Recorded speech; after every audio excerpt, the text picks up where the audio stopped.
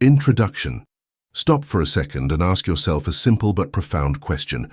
Where have you truly been for the last 10 minutes? Your body has been here listening to these words, but where has your mind been? Perhaps it was replaying a conversation from yesterday, editing your responses, feeling the echo of regret.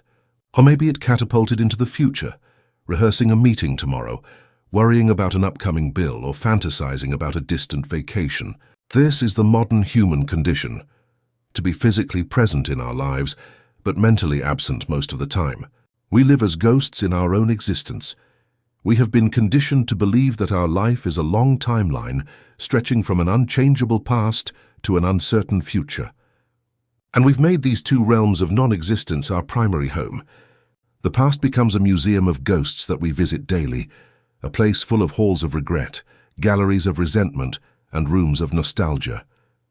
We get lost in its corridors, reliving old wounds and old glories, without realizing that it's a dead end, an echo that no longer sounds. The future, on the other hand, is an unreachable horizon, a mirage that always recedes as we move forward.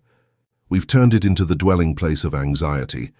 It's the realm of what if, a labyrinth of obsessive planning and catastrophic scenarios that we suffer with the same intensity as if they were real. We sacrifice the peace of today on the altar of a tomorrow's security that never arrives, because when it does, we're already worrying about the day after. We live exiled in these two places that aren't real. The past is a memory, a footprint in consciousness. The future is a projection, a mental fantasy. The only place where life has ever happened, is happening and ever will happen, is in the narrow yet infinite portal of the now. This is not a book about time management. It is a book about reclaiming reality. It is a guide for a radical unlearning the habit of escaping the only moment we have, and learning how to fully inhabit it. Throughout the next chapters, we will embark on a journey home, to the present moment. We will learn to release the heavy chains of the past, not by ignoring it, but by healing our relationship with it. We will learn to dissolve the fog of anxiety about the future, not by stopping planning, but by stopping worrying. We will discover that our own body and our senses are the most powerful anchors we have to return to the now. And most importantly, we will discover that within the present moment lies the key to everything we truly seek, the peace that comes from letting go of the struggle with what was and what might be, the power that is only found in the one point where we can act, and the connection that is only possible when we offer others the most precious gift of all, our total presence. Your entire life is happening as a succession of present moments. The question is not whether you are alive, but in how many of those moments are you truly present. This journey is your invitation to find out. Chapter 1. The only reality, the discovery of the present moment. In the introduction, I asked you a question. Where have you been? And the answer, for most of us, most of the time, is being somewhere else. We have come to accept as normal a state of existence in which our body inhabits one moment and one place, while our mind wanders through other worlds, through other times. But what exactly are these other times that we spend most of our lives in? We have a mental model of time so ingrained that we never question it. We imagine it as a straight line, an infinite highway. Behind us stretches the vast, dusty road of the past, and ahead opens the uncertain fog of the future. We are a small point, a solitary traveler moving inexorably along this line. This model is useful for organizing our practical life, for setting appointments and learning from experience. But we have made a fundamental mistake. We have mistaken the map for the territory. We have come to believe that this timeline is the fundamental reality, when in fact it is a construction of our mind. I invite you to a thought experiment. Stop right now and try to find the past. Not a memory of the past, but the past itself. Can you go there? Can you bring me a piece of yesterday? Can you show me a photograph of last year that isn't an image printed on paper that exists now? You will find that it is impossible. The past exists nowhere, except as a neurological trace, a pattern of electrical and chemical energy in your brain, which is activated and experienced as a thought in this precise instant. All your past, every triumph, every wound, every memory, only exists as a thought that arises and disappears in the space of the now. Now, let's do the same with the future. Where is tomorrow? Can you visit it? Can you feel the texture of the chair you will sit in a week from now? You cannot. The future, like the past, has no reality of its own. It is a mental projection, a fantasy, a set of thoughts and images that you create with your imagination in this very moment. All your anxiety about the future, all your planning, all your hope is happening now. When we internalize this truth, the timeline model collapses. We are not a point moving along a line. We are the consciousness in which the entire line, the idea of the past and the idea of the future, appears and disappears. There has only ever been and only ever will be one single place, one single time in which life unfolds. The present moment. The now. It is not a mere fleeting instant between the past and the future. It is the eternal container of all existence. It is the only reality. And the discovery of this space is not just another philosophical idea. It is the awakening to life itself. Chronological versus psychological time. To navigate this new understanding, it is crucial that we make a fundamental distinction between two types of time, chronological time and psychological time. The failure to distinguish between these two is the primary cause of our suffering.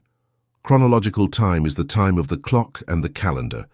It is the practical, functional dimension we use to organize our life in the world. We use chronological time to set an appointment for 3 o'clock, to know how long a cake needs in the oven, or to plan the steps of a project. Chronological time also involves learning from the past so as not to make the same mistakes in the future. If you burned the rice yesterday, today you use that memory past to set a timer future. This use of time is intelligent, necessary, and there is nothing wrong with it. It is a tool we use within the present moment to interact with the world of form. The problem is not chronological time. The problem, the source of all our neurosis, is psychological time. Psychological time is the mind's act of compulsively dwelling in the past and the future, not as a tool, but as an identity. It is when you stop using the past and allow the past to use you. It is when you stop planning the future and start anxiously living in it, at the expense of the present. The psychological time of the past is made up of our personal history. It is a collage of memories, wounds, triumphs, and grievances that we have woven together to create an identity. A self. Our mind clings to this story and repeats it incessantly. I am the person who was abandoned. I am the person who made that terrible financial mistake. I am the person who never received their father's approval. When we identify with these stories, the past stops being something that happened. It becomes something that is happening constantly, like a ghost chasing us in every present moment. This past-based self needs pain to survive. It needs resentment, guilt, and regret, because these emotions are what give it solidity and continuity. To be free of the past is not to forget what happened. It is to be free of the need for what happened to define who you are now. On the other hand, the psychological time of the future is the constant projection of this incomplete self toward a future point where it will finally find wholeness, security, or happiness. It is the voice that whispers, "When I get that promotion, then I can relax. When I find the perfect partner, then my life will be complete. When I retire, then I will be free." This mindset condemns us to a perpetual state of becoming without ever allowing us to simply be. It turns the present moment into a mere means to an end, an obstacle to be overcome to reach a supposedly better future. But the future never arrives. When the tomorrow you longed for finally comes, it doesn't appear as the future. It appears as another now, as another present moment. And if your mind is accustomed to seeking salvation in the future, it will simply ignore this new now and project its hope onto the next future. It is the perpetual carrot in front of the donkey, a mechanism that guarantees constant dissatisfaction. This fixation on an imaginary future is the engine of anxiety, worry, and stress. We suffer over things that have not happened, and that for the most part will never happen, missing the only tangible reality we have. Accessing the now. So, if the past and the future as psychological places are an illusion, what exactly is the present moment? How do we find it? We often think that the now is what is happening, the sound of traffic, the feeling of the chair, this thought I am having. But this is just the content of the now. The now, in its deepest essence, is not the content. It is the container. It is the space of consciousness in which all content, sights, sounds, sensations, thoughts, emotions, arises, exists for a moment, and then vanishes. Think of it as the sky. Sometimes the sky is full of dark storm clouds, negative thoughts, difficult emotions. Sometimes it is clear and blue, peace, joy. Sometimes it is full of white, puffy clouds, passing thoughts. The clouds are constantly changing, but the sky, the space in which they appear, remains always the same, immutable, at peace. You are not the clouds. You are the sky. The discovery of the present moment is the discovery that your true identity is not the changing content of your mind, but the timeless space of awareness in which that content is observed. In the now, in this space of pure awareness, problems in the sense the mind constructs them do not exist. Their problem is a mental construction that requires time. It requires you to dwell on a present situation and project it into a negative future, creating a story of worry around it. In the reality of the now, there are no problems. There are only situations that require an action or an acceptance in this moment. If you are stuck in traffic, the problem of being late only exists in your future projection. In the reality of the now, the situation is simple. You are sitting in your car. From that acceptance, you can take an action in the now, make a call, listen to music, or simply breathe. Suffering and stress dissolve when we stop adding the dimension of psychological time to our situations. How do we access this space, this reality? The doorway to the now is never through thought. Thought is, by nature, an activity that operates in time, analyzing the past and projecting the future. The doorway to the now is always through what is not thought. It is through your body and your senses. While your mind can travel at the speed of light to your childhood memories or your worries about next week, your senses are irrevocably anchored in the present moment. You cannot see what was in this room yesterday. You can only see what is here and now. You cannot hear the sound a car will make tomorrow. You can only hear the sounds that exist in this instant. You cannot feel the touch of a future caress. You can only feel the air on your skin right now. Your senses are your anchors to reality. Every time you feel lost in the labyrinth of your mind, the path home is through your eyes, your ears, your touch, your smell, your taste. Another, even deeper doorway is the awareness of your inner body.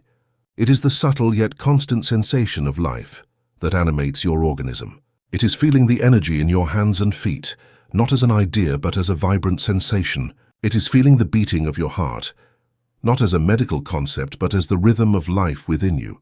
It is feeling the rise and fall of your abdomen with every breath. These sensations are always occurring in the now. Anchoring your attention in them instantly takes you out of the current of psychological time and immerses you in the vibrant stillness of presence. This understanding that the now is the only reality cannot remain as an idea. An idea is just another object in your mind. For it to be transformative, it must become a felt experience, a change of residence. You must move your sense of self from the story of your mind to the presence of your consciousness.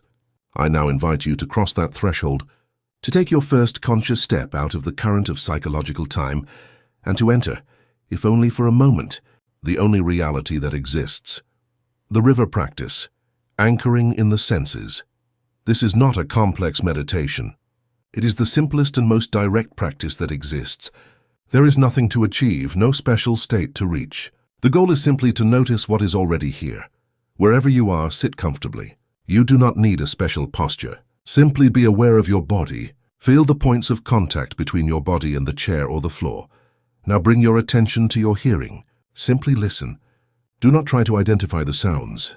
Do not label them as car, bird, for air conditioning. Abandon the labels for a moment and simply receive the sound vibrations as they are. Notice that in order to hear, there must be a background of silence. Try to listen to the silence beneath and between the sounds. Stay with this open listening for a few moments. You are in the now. Now, if your eyes are closed, open them. And without moving your head, allow your gaze to rest gently on an object in front of you. It can be a lamp, a plant, a book. Look at it as if you were seeing it for the first time, as if you didn't know its name or what it is for. Simply observe its shape, its color, the texture of its surface, the way the light falls on it.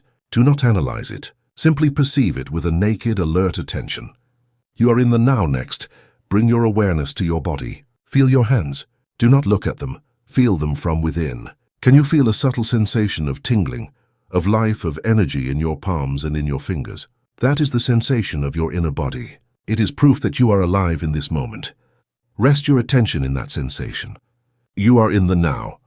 Finally, bring your attention to your breath. Do not control it. Simply feel the physical sensation of the air entering your nostrils and leaving again. Feel the slight change in temperature. Feel the gentle movement of your chest or abdomen. Every breath happens in the now. It is the most reliable anchor you have. Every time you feel lost in your thoughts, you can always return to the sensation of a single breath. Take one last conscious breath. You have made the most important discovery of your life. You have discovered that reality is not a story in your head. It is the feeling of being alive in your body, right here in this instant. You have not had to go anywhere or achieve anything. You have simply stopped and noticed what has always been here, waiting patiently beneath the noise of psychological time. This is your home. This is your power. This is the starting point for everything else. Chapter 2. The Museum of Ghosts. Freeing yourself from the chains of the past. In the previous chapter, we made the most fundamental discovery of all, that the only time that truly exists is the present moment. The past is an echo in memory. The future, a fantasy in imagination. Yet despite intellectually understanding this, most of us continue to live as if the past were a real place, a place we return to again and again. We have built a vast labyrinthine building in our minds, a kind of personal museum. It is the Museum of Ghosts, and we spend an incalculable amount of our vital energy wandering its halls, contemplating its exhibits, and listening to the stories of its silent guides. This museum isn't made of brick and mortar. It's made of memory and identity. Every room is a recollection. Every object on display is an old wound, a former triumph, a lingering regret, or a carefully preserved resentment. We've become the obsessive curators of our own history of pain and glory, polishing the display cases, rereading the descriptive plaques, and ensuring no ghost gathers dust. Why do we do this? Why do we choose to inhabit a place populated by specters instead of the vibrant reality of the present? We do it because at some point we made a fundamental mistake. We mistook the museum for our home. We mistook our history for our identity. We believe we are the sum of our exhibits, that the self we are today is merely the cumulative result of everything that has happened to us. And as long as we hold this belief, we will remain voluntary prisoners of our own mausoleum. This chapter is your invitation to a great escape. It's not about demolishing the museum. The past holds valuable lessons, but about stopping living in it.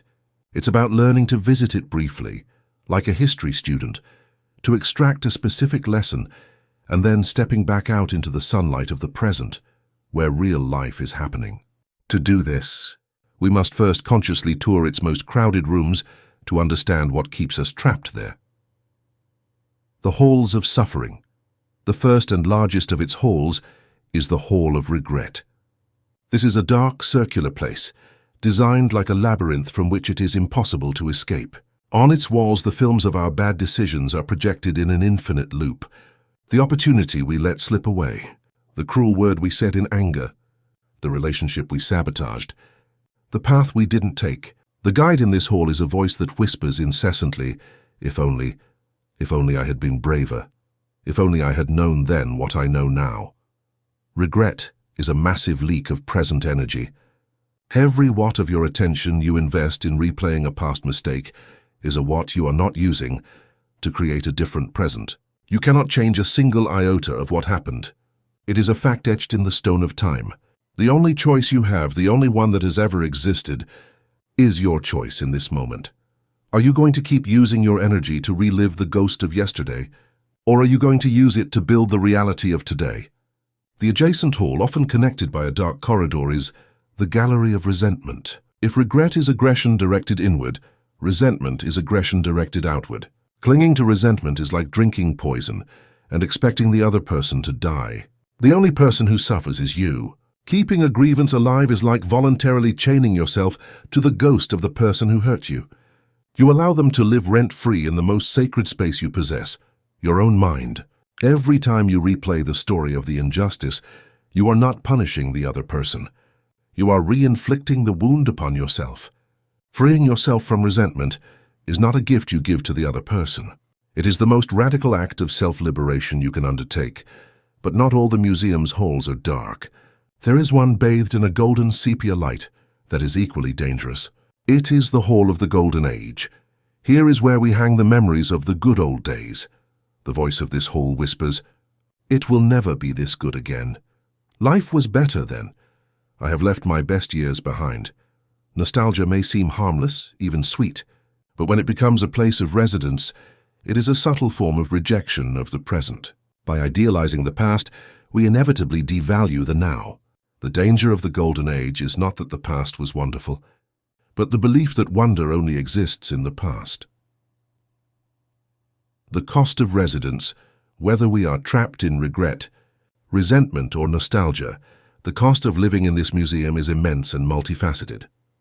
Loss of power, your only point of power, the only moment you can make a decision, take an action, or change your course, is the now. When your awareness is absorbed in the past, your power in the present evaporates. False identity. Our history is not who we are. It's simply a collection of thoughts about events that happened. Clinging to the historical identity is like a butterfly refusing to leave its chrysalis because it has fallen in love with the story of being a caterpillar. It prevents your true self from emerging, the pure consciousness, the field of infinite potential that exists only in the now. Perpetuation of suffering. The body does not distinguish between a real experience and a vividly remembered one. Every time you mentally replay a painful argument, your body releases the same cocktail of stress hormones. You are literally forcing your body to relive the trauma, over and over. The past can only hurt you if you invite it into your now.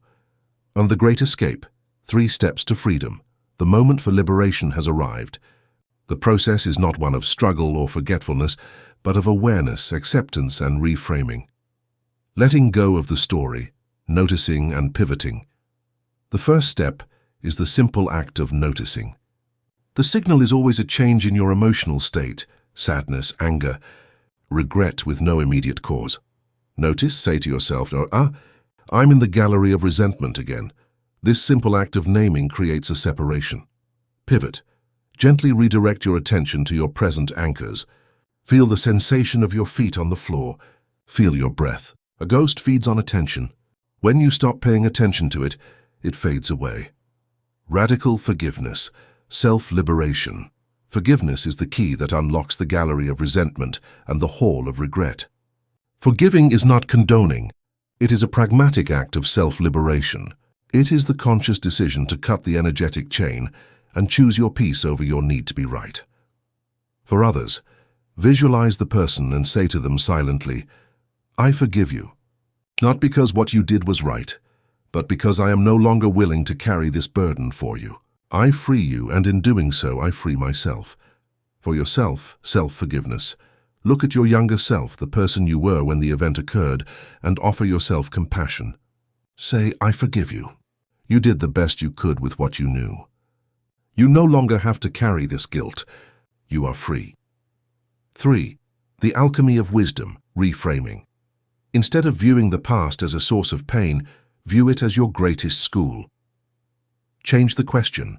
Stop asking, "Why did this happen to me?" the victim's question, and start asking, "What did this teach me?" the student's question. By actively seeking the lesson, you reframe the event. You stop being the victim of your history and become the hero who extracted wisdom from the fire. Practice emptying the museum. I invite you now to a practice to begin emptying your own museum. Find a quiet place. Close your eyes and breathe deeply. Choose a ghost. Bring to mind one exhibit in your museum with which you have a particularly intense relationship, a regret, a resentment, or painful nostalgia. Notice the contraction. Allow the story to arise in your mind. Notice the emotions it brings to your body, the contraction, the heaviness. Acknowledge that this is the energy of the past inhabiting your present. Declaration of release. Say to yourself with intention, "I see this story. I recognize the pain it has caused me, and now I choose to let it go." Apply forgiveness. Execute step 2, radical forgiveness, forgiving the other person or your younger self. Feel the energetic chain that bound you dissolve. Seek the gold. Ask the experience, "What was the lesson? What is the gold I can extract from this lead? Thank the experience for the wisdom it has offered you. Return to the now. Bring all your attention back to the present moment. Feel your breath. Feel your body. Open your senses to the here and now. You have left the museum. You are back in the sunlight. This is your home. This is the only place where life, with all its beauty and potential, is waiting for you. Chapter 3. The Unreachable Horizon. Dismantling Anxiety About the Future. If the past is the museum of ghosts that chains us to what was, the future is the mirage in the desert that keeps us running toward what never is. It is the unreachable horizon.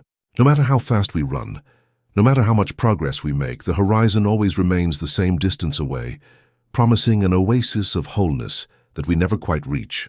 And most of humanity participates in this exhausting race, sacrificing the only reality we possess, the vitality and beauty of the present moment, for the promise of rest in a tomorrow that, by definition, never arrives.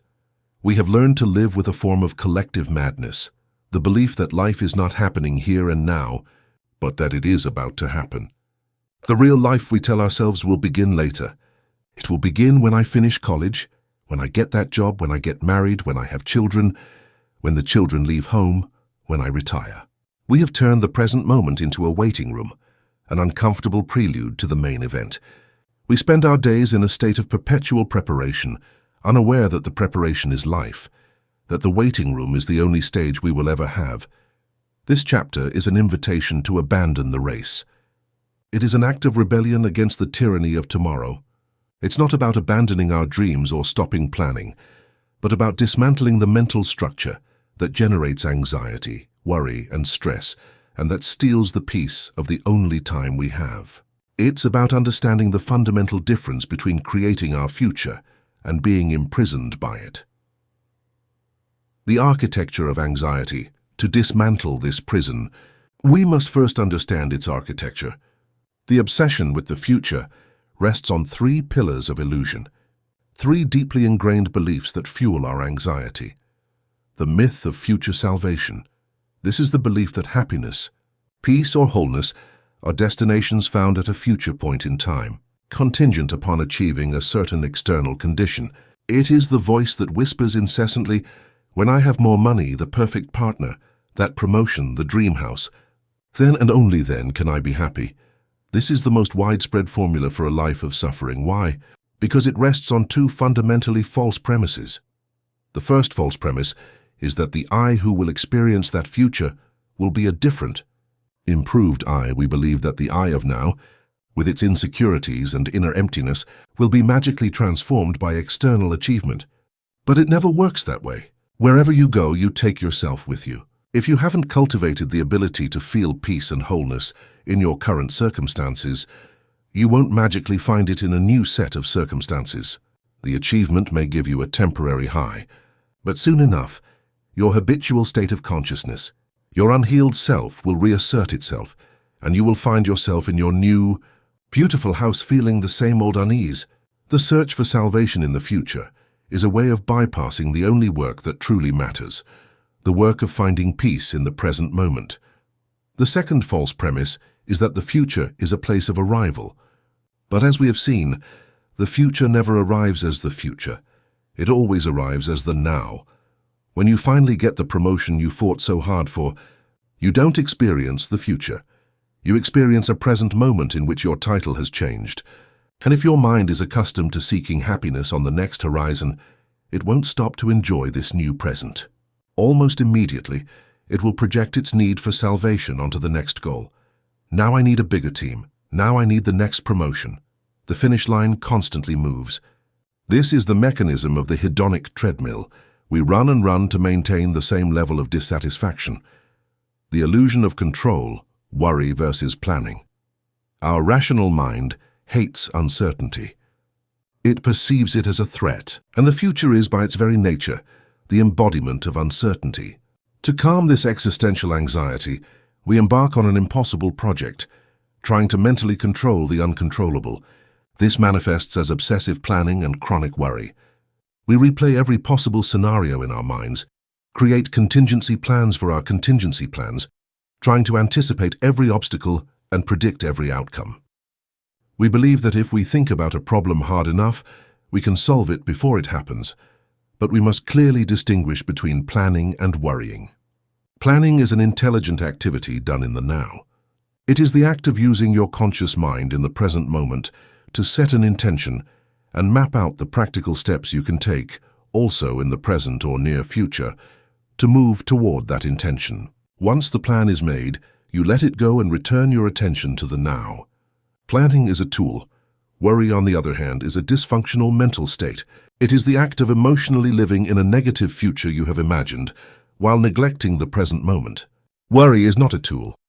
It is a toxic loop. It is the incessant mental repetition of a problem without arriving at any new solution or constructive action. It is like spinning a car's wheels in the mud. It consumes an enormous amount of energy, generates a lot of noise and smoke, but gets you nowhere. In fact, it often digs you deeper. The illusion of control makes us believe that worrying is a useful activity, almost a form of work. We feel that if we worry about something, at least we are doing something about it. But we are doing nothing, except generating the biochemistry of stress in our body and stealing the clarity our mind would need to find a real solution if the problem ever materializes. Worry is the prayer for what you don't want. It is the act of using your powerful creative imagination to vividly rehearse a future that terrifies you. The tyranny of what if. This is the engine of the previous pillar. It is the anxious mind's favorite game. The mind projects a future scenario and precedes it with these two magic words that open the door to a universe of imaginary catastrophes. What if the presentation goes badly? What if I get stuck in traffic? What if I get sick? What if something happens to my children? Each of these questions is an invitation to a horror journey through a fictional future, and our mind, like an accomplished thriller novelist, begins to write the story in vivid detail. The problem is that our nervous system is not a good literary critic. It cannot distinguish between a real threat and a vividly imagined threat. When you ask yourself, what if I lose my job? And then spend the next 30 minutes imagining the shame, the loss of your house, the disappointment of your family. Your body reacts as if that is happening right now. Your amygdala fires. Your system goes into fight or flight mode and cortisol floods your system. You have created out of nothing a real tangible experience of suffering. Most of the tragedies we suffer in our lives do not happen in reality. They happen in our imagination. We have become experts in self-torture, victims of our own terrifying stories. The Great Escape, anchoring in action. The cost of living exiled in the future is devastating. Physiologically, the chronic state of worry and anxiety keeps us in a constant bath of stress hormones, leading to immune system depletion, digestive problems, high blood pressure, insomnia, and accelerated aging. Mentally, it robs us of our ability to think clearly. An anxious mind is a narrow mind, focused on survival. It cannot access its higher resources of creativity, intuition, and problem-solving. And spiritually, it steals life itself. Because life is not a concept, it is not a story about tomorrow. Life is the feeling of the sun on your skin, the taste of your food, the warmth of a loved one's hand, the beauty of a sunset. And when your mind is in the future, you miss all of that. You are physically present at the feast of life, but mentally absent, starving. So how do we escape this self-imposed prison? How do we dismantle anxiety about the future? The process again is not one of struggle, but of a conscious shift of attention. You cannot fight the darkness. You can only turn on a light. The light in this case is the awareness of the now. Anchor in present reality, sensory short circuit. The first step is to anchor yourself in present reality. When you realize your mind has been hijacked by the future, that you are caught in a worry loop, the first move is not to try to solve the worry. It is to get out of the mind completely. Use the anchors we explored in the first chapter. Feel your feet on the ground. Really feel them. Feel the solidity, the texture, the temperature. Feel the gravity holding you to the earth. Feel your breath. Don't think about it, feel it. Listen to the sounds around you without labeling them. This act of sensory anchoring is a short circuit for the anxious mind. It takes it out of the fictional horror movie of the future and brings it back to the undeniable and often peaceful reality of the present moment. The bridge of present action. Once you've created some space with anchoring, you can apply one of the most powerful reframing tools that exist, one we will call the bridge of present action. Future anxiety often feels like a large, vague, overwhelming cloud of worry. The key to dissipating it is to make it concrete and bring it into the now. Ask yourself this question. Of all this that worries me, what is the single smallest action I can take right now to move in the direction of a solution? This question is magical. If you are worried about a big presentation, the action in the now might be simply opening a document and writing the title. If you are worried about your health, the action in the now might be looking up a doctor's phone number. If you are worried about a debt, the action in the now might be reviewing your expenses from the last week. The action doesn't have to be big. In fact, it is more powerful if it is absurdly small. Because the purpose of the action is not to solve the whole problem at once, but to give you back your power. Anxiety lives in the helplessness of an imaginary future. Action, however small, returns you to the power of the present moment. It reminds you that you are not helpless. You are a creator. Cross that bridge when you come to it. Trust. A third tool is the art of crossing that bridge when you come to it. This is the antidote to the what-if game. When your mind presents you with a catastrophic future scenario, instead of engaging and starting to write the horror novel, simply acknowledge the thought and respond with serene confidence. Thank you for the warning. If that situation ever becomes my present reality, I trust that I will have the resources, resilience, and creativity to handle it at that time. But it is not my reality now. My reality now is this. This is a profound declaration of trust in your future self. You stop trying to solve the hypothetical problems of the future with the limited resources of the present. You trust that the future you will be just as capable as the present you. Practice. Future release meditation to bring these principles into an embodied practice. I invite you to a future release meditation. Find a comfortable position, close your eyes, and begin to connect with the sensation of your breath, your anchor to the only time that exists. Now, I invite you to allow one of your recurrent worries about the future to arise in your mind. Do not resist it. Allow it to be there for a moment. Notice how it feels in your body. Feel the contraction, the tension, the energy of anxiety. Recognize that this is the sensation of living in an illusion. Visualize this worry as if you were holding a heavy backpack full of stones. You have been carrying this backpack everywhere, and it has left you exhausted. Feel its weight on your shoulders. Now ask yourself a question. Does this problem in this precise instant exist in the tangible reality around me? Not in your head, but in your immediate reality. Is the catastrophe happening right now? In 99.9% of cases, the answer will be no. Recognizing that you are carrying the weight of something that is not real, make the conscious decision to drop the backpack. Visualize yourself taking the straps off your shoulders and letting the backpack fall to the ground with a dull thud. Feel the immediate release of weight. Feel your shoulders relax. Feel the lightness flooding your body. Now, with empty hands and mind, turn your attention completely to the present moment. Use your anchors. Feel the air on your skin. Listen to the subtle sounds of the room. Feel the sensation of life in your hands. Simply rest in the reality of the now, without the burden of the future.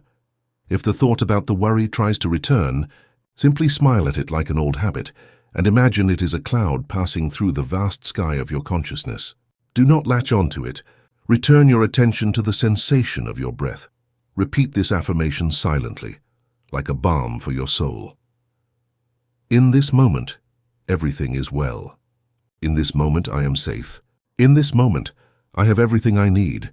Stay in this space of present peace for as long as you wish. This is your true home. This is your refuge from the self-created storm of psychological time. And you can return here at any moment with a single conscious breath. When you are ready, gently bring your awareness back to your body in the chair. Gently move your fingers and slowly open your eyes, not to a world full of future threats, but to the simple, miraculous reality of the now. You have learned that the future is a place to be reached, not a place to be lived.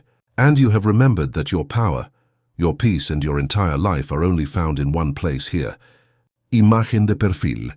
Chapter 4. The Return to the Body, Your Senses as Anchors to the Now. In the previous chapters, we performed a diagnosis of the human condition. our tendency to live as ghosts in the museums of the past or as anxious prophets in the deserts of the future. We established a fundamental truth: the only reality, the only place where life truly happens is the present moment. It is a simple, radical, yet incredibly slippery idea. The moment we grasp it with the mind, this same mind, the time machine par excellence, drags us back into its domains of memory and projection. So the most important and practical question is, if the mind is what pulls us away from the now, what is the path back? The answer is so simple. We have overlooked it for most of our lives. The path back to the now is not a higher thought or a more complex philosophy. It is a descent. A descent from the noisy attic of our head to the solid, silent foundations of our body. Your body is the anchor that prevents you from being swept away by the storm of psychological time. While your mind can travel at the speed of light across decades, your body has a miraculous quality. It is incapable of being anywhere else but here, and at any other time but now. Your body is always in the present. The problem is that we are rarely in our body. We live in a strange paradox of dissociation. We inhabit these bodies. We depend on them for everything. Yet we treat them as an accessory, as a convenient vehicle to transport our head, the command center, the seat of our self from one meeting to the next. We have learned to experience life from the neck up. The body has become a machine to be fed, clothed, sometimes medicated and occasionally taken to the gym as if it were a car going in for a tune-up. But we have lost the connection with its living intelligence, with the vibrant field of sensation that is our most direct link to reality. This chapter is an invitation to a homecoming. It is a manual for learning to inhabit your physical form, not as an automaton but as a sensing being, and to discover that your senses are not mere data receivers, but the sacred portals to the present moment. Why we left home. The great disconnection. Why have we abandoned our most primary home? This disconnection, this disembodiment, is not an accident. It is the result of deep conditioning. Our culture glorifies the intellect. Since school we are trained to analyze, conceptualize, memorize, and reason. We learn to value abstract thought over direct sensation. The body, with its non-verbal language of emotions, instincts, and visceral sensations, is often viewed as a primitive distraction, a source of irrational impulses that must be controlled or ignored by the superior logical mind. We have become talking heads, disconnected from the wisdom rooted in our own flesh and blood.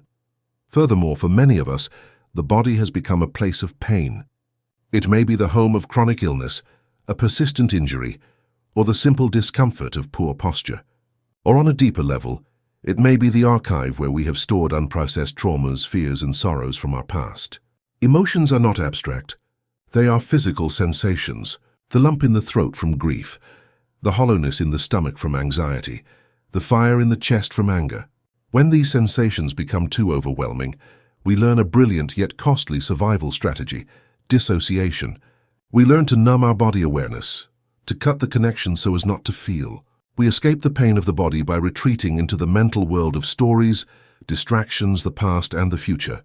This escape, which may have been necessary for survival at one time, becomes a habit that robs us of the ability to feel not only the pain, but also the joy, pleasure, and simple vitality of being alive. Modern technology has accelerated this great disconnection. We spend hours every day with our consciousness projected into a disembodied digital universe. Our reality is reduced to a bright screen. While our body remains immobile, our breathing becomes shallow, and the vast, three-dimensional sensory world around us fades into a blurry background. It is no wonder we feel so adrift in our thoughts. We have voluntarily released the anchor. The 5 sacred portals. The return to the body is therefore the fundamental act of reclaiming your presence. It is the practice of deliberately redirecting your attention from the conceptual world of thoughts to the experiential world of the senses.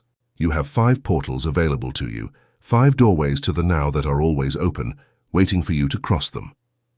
Vision. Most of the time, we don't truly see the world. We label it. We look at an oak tree, and our mind says oak, and the experience is over. We haven't seen the tree. We've seen our own mental label. The return to conscious vision is the act of looking beyond the label. It is choosing an object, any object, and observing it with a child's curiosity as if seeing it for the first time. By doing this, you short-circuit the conceptual mind. Direct perception replaces thought. For a moment, you stop thinking about life and start seeing it. Hearing. As with vision, we have learned to filter and label sounds. Conscious listening is the act of opening your auditory field completely, without judgment. It is sitting in silence and receiving all sounds that come to you as if you were a sensitive microphone. Listen to distant and nearby sounds. And then try to listen to something even more subtle, the silence that underlies all sounds, the space between one word and the next, the stillness from which every sound is born and to which every sound returns. In this deep listening, you find yourself at the heart of the nout. Touch. This is perhaps the most powerful sense for getting us out of our heads. The return to touch is the act of feeling the physical world that is in direct contact with you in this moment. Feel the texture of your clothes against your skin. Feel the solidity of the chair supporting you, the gravity anchoring you to the earth. Feel the temperature of the air on your face. One of the simplest and most effective anchoring practices is to bring your attention to your feet. Whether standing or sitting, feel your feet. Feel the contact with your shoes or the floor. Imagine you have roots growing from the soles of your feet and sinking deep into the earth. This simple act instantly pulls you out of the whirlpool of anxiety and returns you to the solid, tangible reality of your body in space. And 5. Smell and taste. We often take them for granted, eating and drinking on autopilot, while our mind is elsewhere. But these senses are directly connected to the limbic system, the emotional and memory center of our brain, making them incredibly potent anchors to the present. The practice of conscious eating is a perfect example. Before taking the first bite of your food, pause. Look at it, smell its aromas. When you finally bring it to your mouth, chew slowly. Try to identify each of the flavors. By doing this, a routine activity is transformed into a rich sensory experience, a meditation in the now. You can play with combining these portals. Sit in a park and ask yourself, what 5 things can I see? What 4 things can I hear? What 3 things can I feel? What 2 things can I smell? What 1 thing can I taste, even if it's the air in your mouth? This simple game is an infallible way to hijack your attention from psychological time and anchor it firmly in the richness of present experience. The deepest anchor, the inner body. But there is one more portal, a doorway to the now that is even more intimate and direct than the 5 senses. It is the portal to your inner body. Beyond seeing, hearing, or touching the external world, you have the capacity to feel life itself as a vibration within your own body. This sensation, sometimes described as a tingling, a current, or a warmth, is the direct perception of your vital energy field. It is the undeniable proof that you are alive. This is not an esoteric idea. It is an experience accessible to you in this very instant. Hold your hands in front of you. Don't look at them. Simply bring your attention to them. Can you feel something inside them? Stay patient. After a few seconds, you may start to notice a subtle sensation of tingling, a hum, a feeling of life. That is the energy of your inner body. You are not thinking about your hands. You are feeling them from within. That sensation only exists in the now. As you become familiar with this sensation, you can expand your awareness to feel the energy in your feet, your legs, your arms, until you feel your entire body as a vibrant field of life. Anchoring your attention in this inner energy field is one of the deepest presence meditations that exists. It takes you out of the surface of events and connects you with the source of life itself flowing through you. Finally, within this inner body is the most reliable and portable anchor of all: the breath. Your breath is the bridge between your conscious and unconscious worlds, between your body and your spirit. It is always with you, and it is always happening in the now.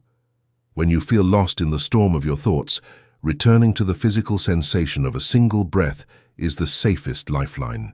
Don't breathe in a special way. Simply feel the air entering your nostrils, a little cooler, and feel it leaving a little warmer. Feel the gentle rise and fall of your abdomen. A single conscious breath is an act of homecoming. 10 conscious breaths can transform your state of mind.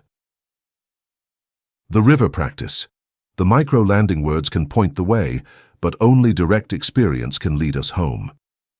To help you begin to integrate this return to the body into your life, I invite you now to a brief but profound grounding exercise. You can do it right now while listening. Wherever you are, become aware of your posture. If you are sitting, feel the contact of your body with the chair and your feet with the floor. Gently straighten your spine, not with rigidity, but with dignity. Now let's perform a quick sensory sweep. Without moving your head, simply notice one thing you can see in your field of vision. Choose something and observe it for one full breath, noticing its color and shape. Next, bring your attention to your hearing and notice a sound you can hear. Simply receive it without judging it. Now bring your attention to your sense of touch. Feel a physical sensation. It might be the texture of your clothes, the temperature of the air, or the feeling of your hands touching. Having contacted the outer world, now let's travel inward. Bring your attention to the sensation of life in your hands. Feel that subtle tingling or vibration for a couple of breaths. Finally, bring all your attention to the sensation of your breath. Feel the movement of your abdomen or chest. Follow the journey of one full inhale from beginning to end, and follow the journey of one full exhale. You have landed. During those 30 seconds, you were fully in the present moment. It wasn't difficult. It didn't require superhuman effort. It simply required a gentle shift of attention from thought toward sensation.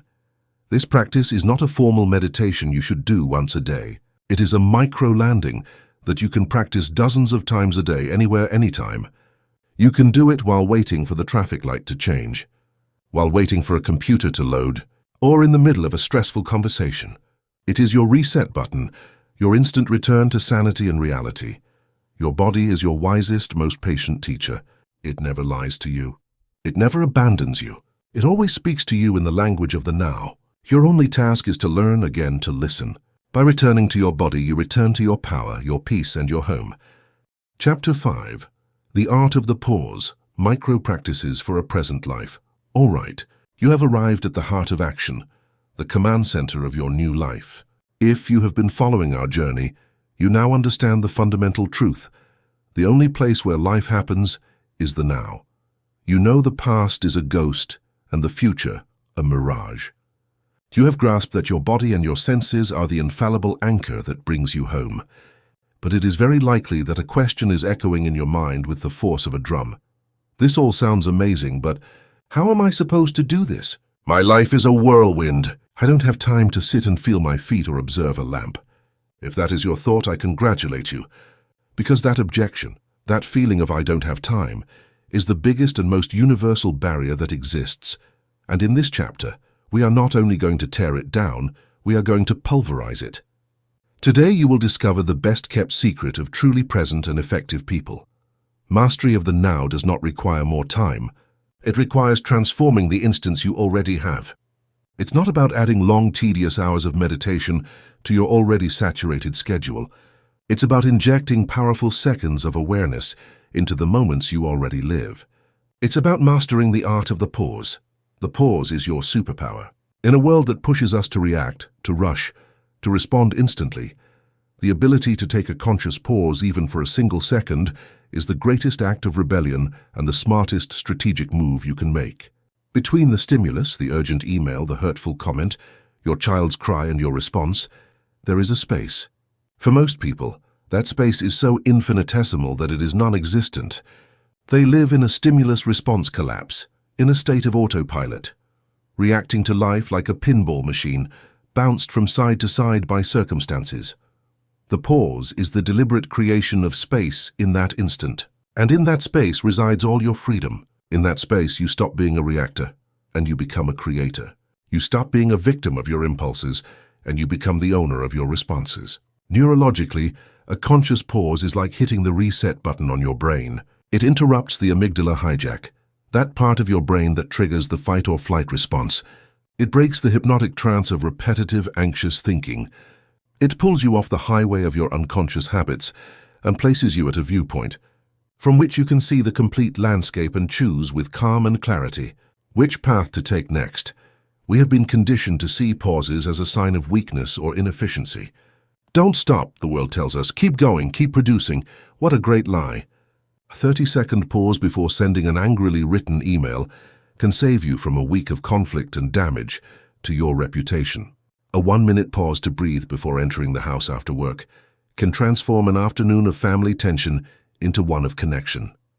A 5-minute pause to do nothing in the middle of a creative block is often the portal through which the brightest idea enters. The pause is not wasted time.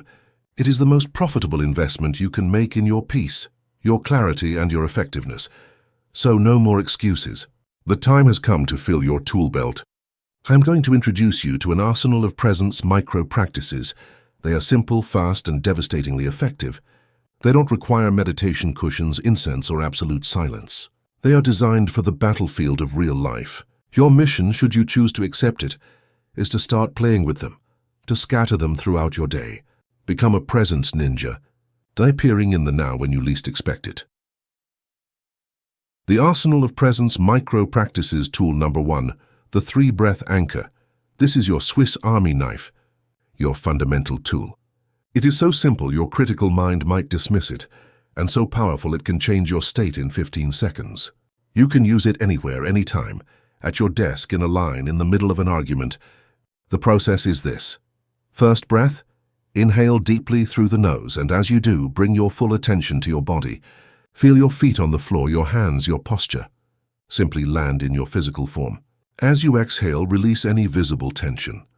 Second breath, inhale again, and this time bring your attention to your mind. Simply observe the swarm of thoughts without latching onto any of them. As you exhale, imagine you are creating a little space, a little calm in that swarm. Third breath, inhale one last time, and now unite the awareness of your body and your mind. Feel how you are here completely, in this single moment. As you exhale, open your eyes, if you had closed them, with the intention of moving forward from this place of presence. That's it. In 3 breaths, you have moved from autopilot to conscious presence. You have reset your system. Do this 10-20 times a day. It will become your new default habit. Tool number 2, the 3-2-1 sensory check. This is your smoke grenade for escaping the prison of your thoughts. When you feel trapped in a worry loop or a negativity spiral, and you need an emergency exit to the now, use this. It's a game. Quickly name to yourself 3 things you can see. Don't just name them, look at them. The stapler on your desk, the light reflection on the screen, the color of your colleague's shirt. 2 things you can hear. Tune your hearing, the hum of the air conditioner, the distant typing, the beat of your own heart. 1 thing you can feel. The contact of your back with the chair, the texture of your pants, the temperature of the air on your skin. Boom! In less than 10 seconds, you have forced your brain to exit the abstract world of thought and return to the concrete world of sensory experience. It is impossible to be anxious about the future while you are fully focused on the texture of your desk. Try it. It's an incredibly effective mental trick. Tool number 3, the conscious threshold. Our days are full of transitions. We move from one room to another, from the house to the car, from the car to the office. Normally, we make these transitions on autopilot, dragging the energy, stress, and mindset of the previous place into the new one. The conscious threshold is a practice for creating energetic firewalls throughout your day. The rule is simple. Every time you cross a threshold, a physical door, it is a signal to pause. Before entering your office in the morning, stop at the door. Take 1 breath. Release the energy of traffic or the morning rush, and set an intention. I enter this space with focus and calm. Before entering your house in the afternoon, stop at the main door. Take 1 breath. Release the stress and worries of work, and set an intention. I enter my home with love and presence. This 1-breath practice transforms thresholds from simple passages into portals of awareness. It allows you to arrive at each new space as a new person, leaving behind what no longer serves. Tool number 4, the conscious sip. How many cups of coffee, tea, or glasses of water do you consume a day? For most of us, they are completely automatic acts. We hold the mug while our mind is 1,000 miles away. The conscious sip is an invitation to transform these moments into oases of presence. The rule: the first sip of any drink is non-negotiable. It is a sacred moment of presence. Before drinking, pause. Feel the weight and warmth of the mug in your hands. Bring it to your face and smell its aroma. Then take the first sip, but don't swallow immediately. Feel the liquid in your mouth, its temperature, its flavor, and finally feel it going down your throat. It is a 10-second ritual. But if you do it with every drink, you will be weaving dozens of moments of sensory pleasure and grounding into your day. You are converting an unconscious habit into a delicious meditation. Tool number 5, Radical monotasking. We have been fooled by the myth of multitasking. The truth is, it is a form of self-sabotage that fragments our attention and diminishes the quality of everything we do. Radical monotasking is the antidote. It is a challenge, an experiment. Choose one task, just one, that you would normally do while doing 5 other things like answering an email. Set a 5-minute timer, and for those 5 minutes, you commit to doing only that task. If you are writing the email, you only write the email. Close other browser tabs. Put your phone face down. When your mind wanders, gently bring it back to the task. At first, it will feel strange, almost unnatural. But at the end of the 5 minutes, you will notice 2 things. First, the quality of what you have done is much higher. And second, your mental state is much calmer. This practice is a gym workout for your attention muscle. Start with 5 minutes, then try 10. You will discover that doing one thing at a time is not only more effective, but it is a doorway to that magical state of flow where time disappears and work feels like play. Tool number 6, generous listening. Finally, a micro practice to bring presence into your relationships. The next time you have a conversation, especially with a loved one, set a silent intention. For the next 3 minutes, my only job is to listen. This means you will not plan your response while the other person speaks. You will not interrupt with your own story. You will not judge what they are saying. You will simply offer them the space of your full attention. Listen to their words. Listen to the tone of their voice. Observe their body language. Try to feel the emotion behind what they are saying. This act of generous listening is one of the deepest gifts you can offer. It makes the other person feel seen, valued, and respected. And for you, it is an incredible practice of presence, pulling you out of your own head and connecting you with the world of another human being. Your mission, the game of presence. There you have it. An arsenal of simple, powerful, ready-to-use tools. But a ninja does not become a master by having many swords, but by practicing with one until it becomes an extension of their arm. Do not overwhelm yourself. Do not try to implement them all at once. Choose one, the one that calls to you the most, the one that seems the most fun, and turn it into a game for the next few days. Put a sticky note on your doorframe to remember the conscious threshold. Set an alarm on your phone that says 3, 2, 1 to practice the sensory check. Most importantly, approach this with an attitude of curiosity and play, not self-criticism. It's not about doing it perfectly. There will be days when you forget completely, when autopilot wins the round. Fantastic. That is the moment you notice, and that awareness is in itself a victory. You smile, congratulate yourself for noticing, and simply return to the practice. Every pause is a success. Every moment of presence you reclaim from the noise is a point you win in the most important game of all, the game of being fully alive. The tools are yours. The playing field is your life, and the time to start playing is always now. Go ahead. Chapter 6. Navigating the inner storm. Emotions and the power of now. A storm is brewing inside you. Without warning, the sky of your mind darkens.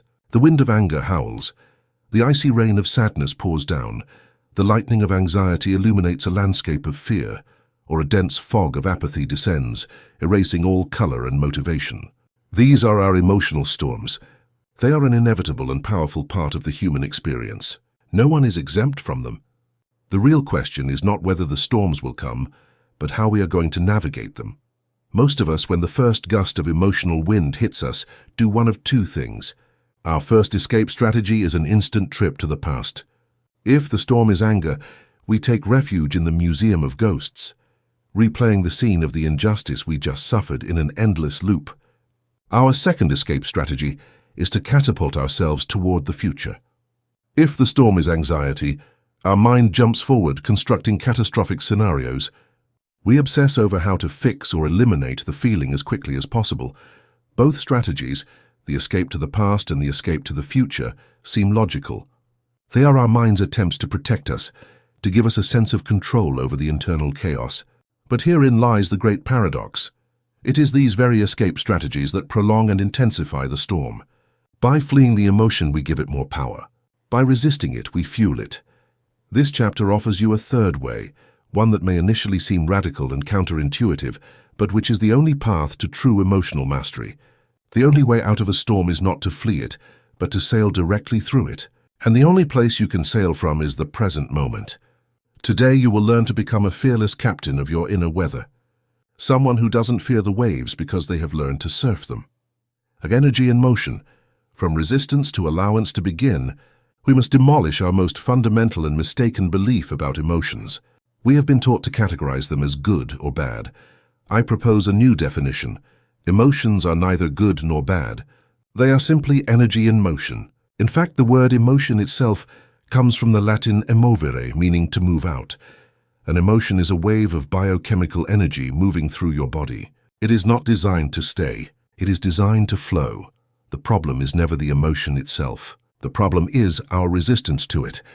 Imagine you are at sea, and a big wave is approaching. If you stiffen, if you stand firm and fight it, the wave will hit you with the force of a concrete wall. That is the experience of resisting an emotion. But if you are an experienced swimmer or surfer, you relax. You either dive under and let it pass over you, or you align with its energy and surf it. In both cases, you don't fight the wave. You honor its power and move with it. The wave passes and you emerge on the other side, intact and often energized. The suffering was not in the wave. It was in the resistance. Science confirms this perspective. Neuroscientists have discovered that the biochemical life cycle of an emotion, if left undisturbed by our thoughts, lasts approximately 90 seconds. The initial surge of pure chemical reaction in your body lasts only a minute and a half. If that is true, why can we feel angry for hours or sad for days? The answer is simple. Because we get caught in the thought loop. We refeed the emotion. After the initial 90-second wave has passed, our mind immediately starts telling the story. I can't believe he said that to me. It's so unfair. And with each of those thoughts, we inject a new dose of the emotion's chemistry into our system, starting a new 90-second cycle. We keep the storm artificially active. The key to emotional freedom, therefore, is to learn to separate the direct sensory experience of the emotion, the energy wave in the body, from the mental narrative we construct around it, the story. And the only way to do that is by anchoring ourselves in the now. Furthermore, emotions are not just energy. They are information. They are intelligent messengers from your inner guidance system, designed to give you vital feedback. Anger is not bad. It's a powerful messenger telling you, attention. An important boundary, a core value for you, has been crossed. Sadness is the messenger of love. It informs you that you have lost something you value deeply. Anxiety is a messenger of the future.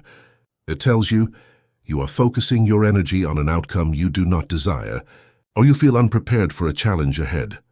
By welcoming our emotions in the present, we stop being their victims and become their students.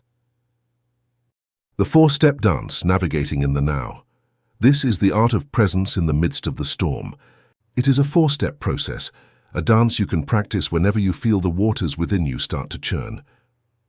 The pause, the most crucial step. The instant you notice an intense emotion starting to arise, before your mind has time to build a story or plan an escape route, pause. Stop, don't do anything. Don't say anything. Simply breathe. A single conscious breath. This simple act interrupts the automatic reaction pattern. It creates a sacred space between the stimulus and your response. In this space resides you, your consciousness, your power of choice. Anchor in the body. This is the fundamental move to exit the story and enter reality. Intentionally take your attention away from the thoughts buzzing in your head and bring it down to the landscape of your body. And ask the key question, where am I feeling this emotion physically? Be a curious explorer. Is it a tightness in the chest? A lump in the throat? Fire in the stomach? Locate the sensation as precisely as possible.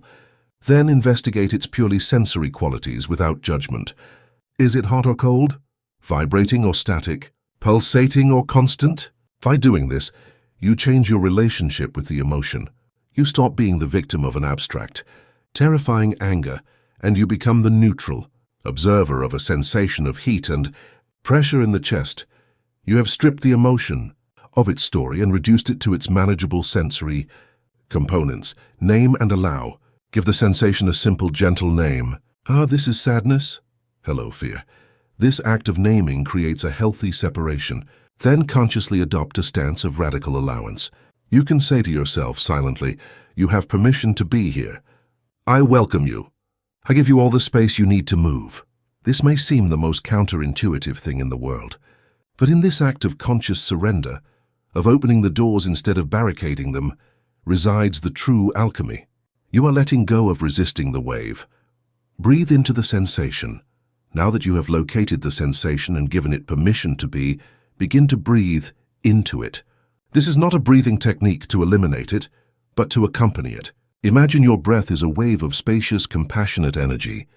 Inhale and visualize your breath traveling directly to the place in your body where you feel the tension. As you exhale, don't try to push the sensation out.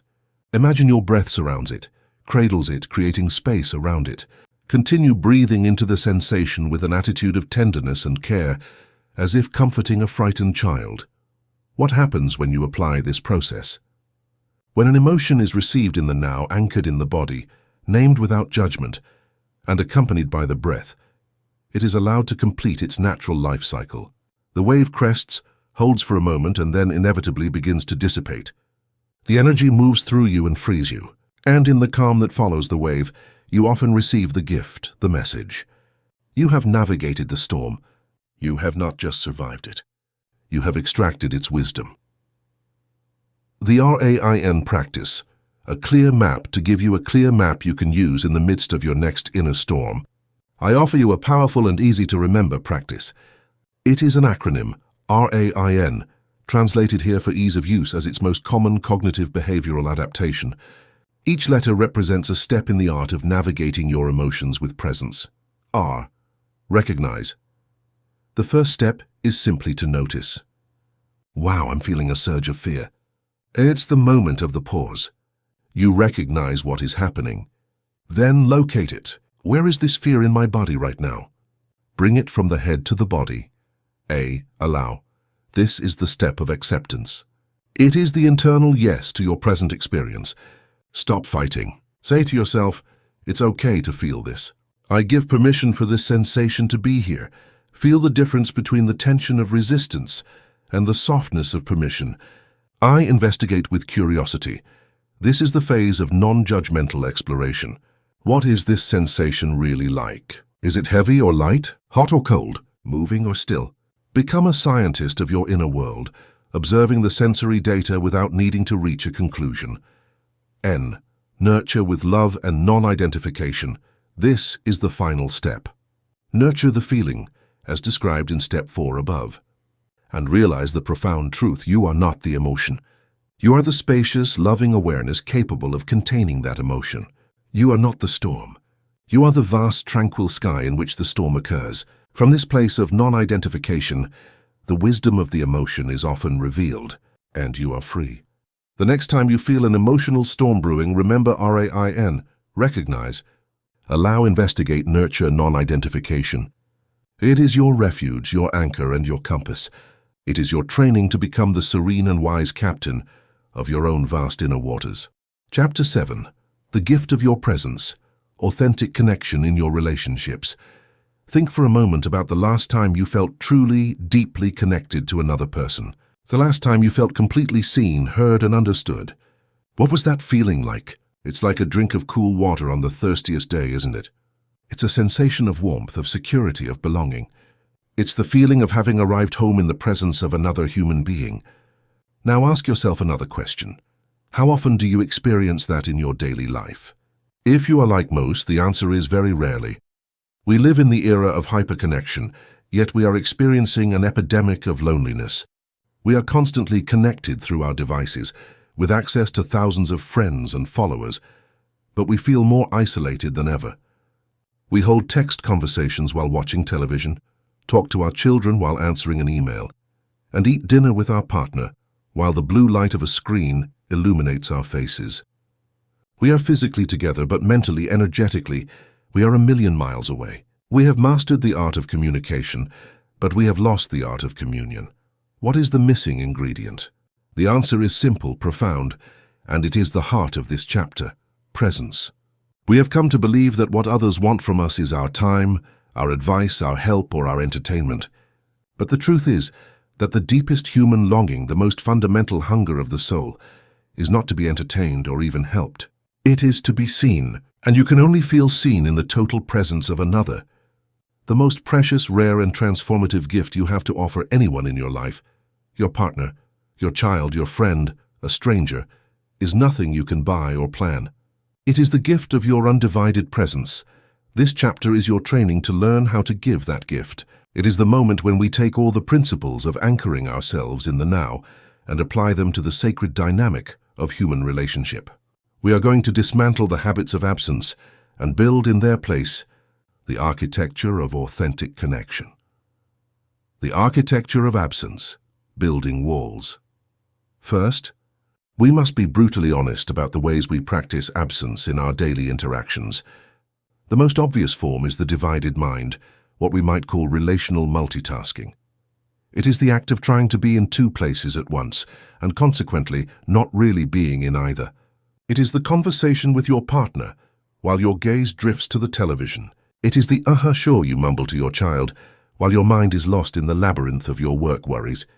It is the dinner with friends, where the phone on the table acts like a black hole, constantly sucking everyone's attention. Every time we do this, no matter how subtly, we are sending a clear and painful message. What is happening right now here with you is not important enough to deserve my full attention.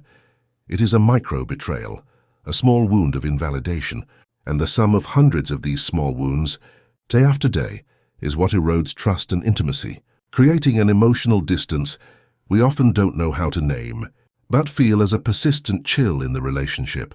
But there is an even more subtle and pervasive form of absence, the inner narrator or false listening. In this mode, you appear to be present. Your body is there. You are making eye contact. You are nodding at the right moments. But inside, you are completely absent. Your mind is frantically busy in its own world. Generally, it is doing one of three things. First, it is formulating a response. You are not listening to understand. You are listening for a pause, an opportunity to jump in and say your piece.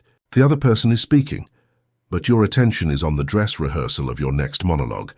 Second, your mind may be judging. You are analyzing, criticizing, and labeling what the other person is saying. That's silly. I wouldn't have done it that way. They are overreacting. Instead of receiving their experience, you are filtering it through your own system of beliefs and judgments. You are not connecting with the person.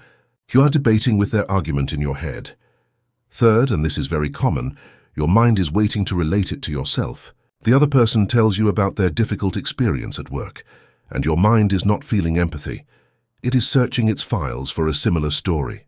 The moment it finds one, it stops listening and waits impatiently to say, "Oh, that reminds me of a time when I..." You have turned their moment of vulnerability into a platform for your own story. This is not dialogue. It is a collision of monologues. A third form of absence is the fixer mindset. As we explored in previous chapters, when someone shares a difficult emotion, sadness, fear, frustration, our own discomfort with that emotion drives us to try to fix it as quickly as possible. We offer unsolicited advice, quick solutions, empty optimistic phrases. Don't worry, it will all work out. What you should do is, by doing this, we are absent from the most important thing, the emotion itself. We are not sitting with the person in their storm. We are standing on the shore, shouting instructions on how to swim better. Our well-intentioned solution becomes an invalidation of their present feeling. We communicate that their emotion is a problem to be eradicated, rather than an experience that deserves to be accompanied. Finally, we are absent when we bring the weight of the past and the future into our conversations. We do not see the person in front of us. We see the accumulation of all our past interactions. We react not to the words they are saying now, but to the memory of similar words they said 5 years ago.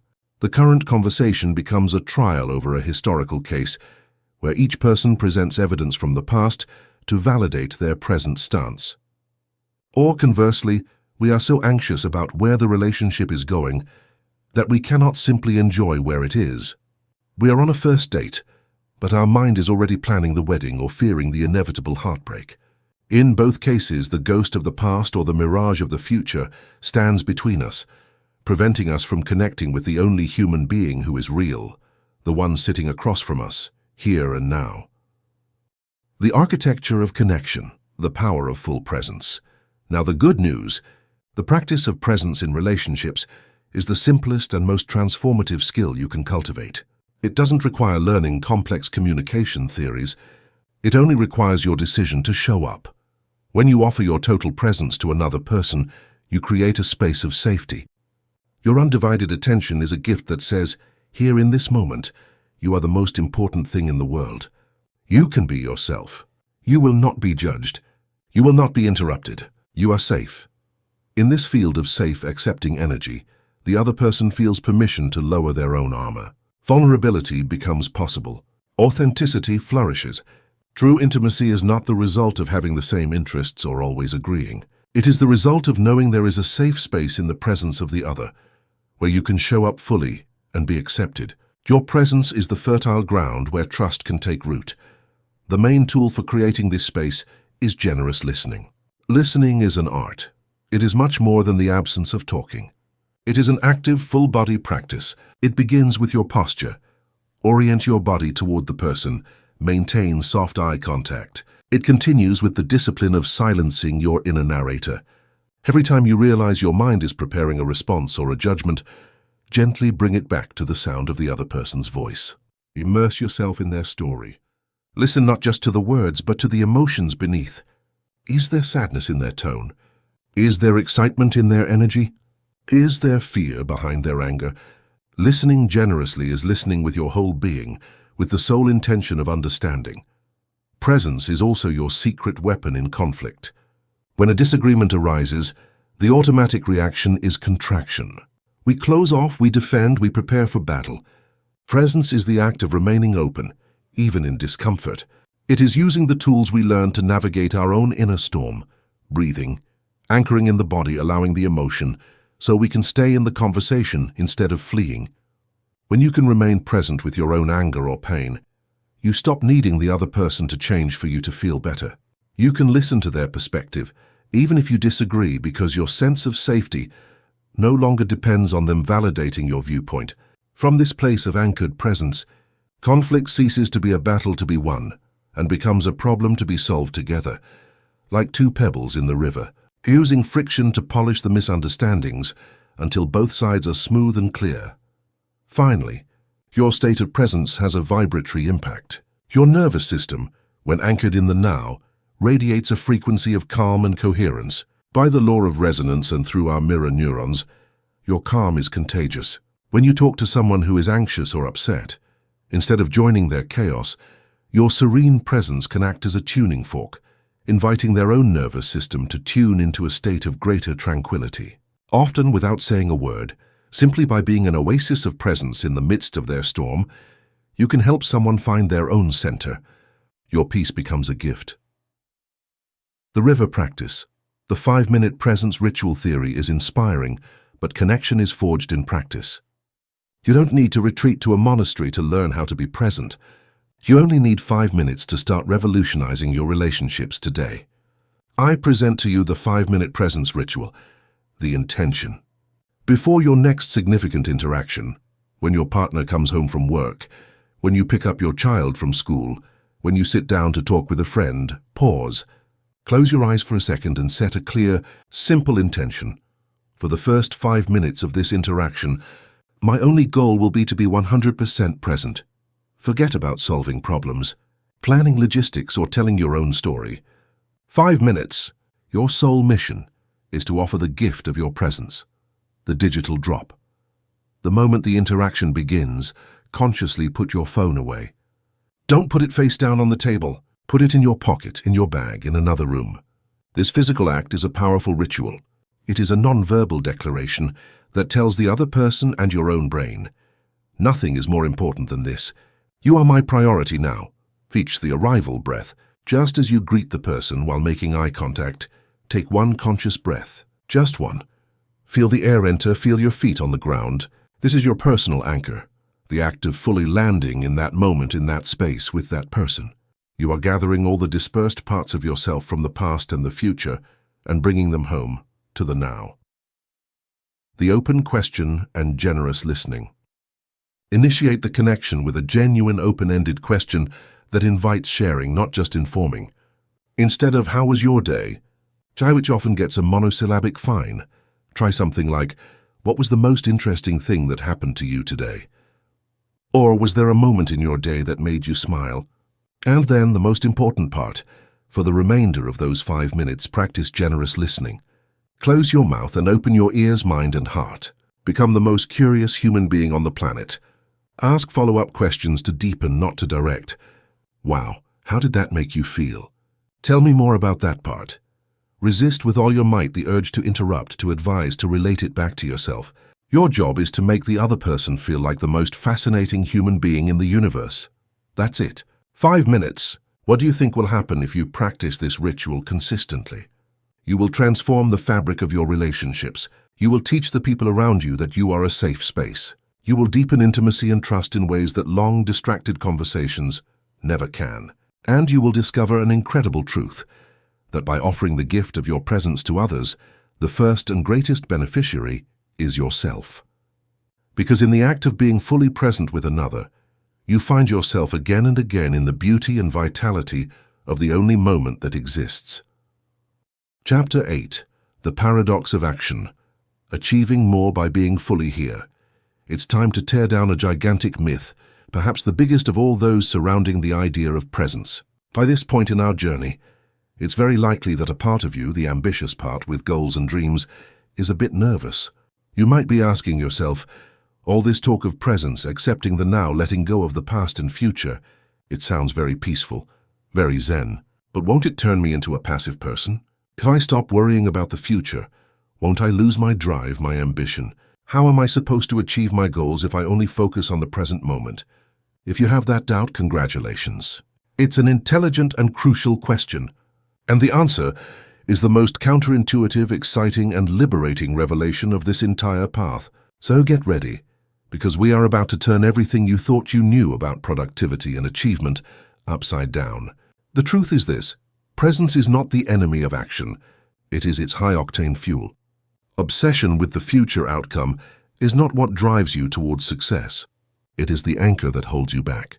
By completely immersing yourself in the action of the now, you not only find peace, but you unleash a level of effectiveness, creativity, and power that the anxious, future-oriented mind cannot even begin to comprehend. This is the great paradox of action. The cost of anxious action. To understand it, we must first dissect the way most of us have been trained to act, what we will call anxious action. Anxious action is any action you perform while your mind is inhabiting a different place than your body. It is the act of writing a report while your mind worries about what your boss will think of it. It is having a business conversation while your mind is already rehearsing the next meeting. It is the attempt to perform a task in the present while a significant part of your mental and emotional energy is hijacked by the future. This mode of operation is incredibly inefficient and exhausting for several reasons. The first is divided energy. Your attention is a finite resource at any given moment. Imagine you have 100 units of attention. When you act from future anxiety, perhaps you are only dedicating 60 units to the task at hand. The other 40 units are busy running a constant background simulation. Am I doing this right? What if they don't like it? What if I make a mistake? What will happen next? You are never giving 100% to what you are doing. It's like trying to run a race while solving a complex math problem in your head. The result is that you run slower, stumble more often, and the quality of your run is mediocre. And what's worse, you don't even enjoy the scenery. Secondly, anxious action is filled with the friction of resistance. Because the action is motivated by fear, fear of failure, fear of judgment, it often feels like a struggle. It is the act of forcing yourself to do something. I have to do this. I must finish that. This feeling of having to creates internal resistance. One part of you pushes forward and another part resists. It's like driving a car with the handbrake on. You move forward, yes, but with enormous effort, burning fuel unnecessarily and wearing out the engine. This friction is why procrastination is so common. Procrastination is not laziness. It is your being's rebellion against the forced energy and the fear narrative you have associated with a task. Furthermore, the obsession with the perfect future leads to paralysis by analysis. We spend so much time in our heads trying to plan the perfect scenario, anticipating every possible obstacle, weighing every option ad infinitum, that we become paralyzed. The fear of making the wrong decision, a decision that could lead to an imperfect future, prevents us from making any decision in the present.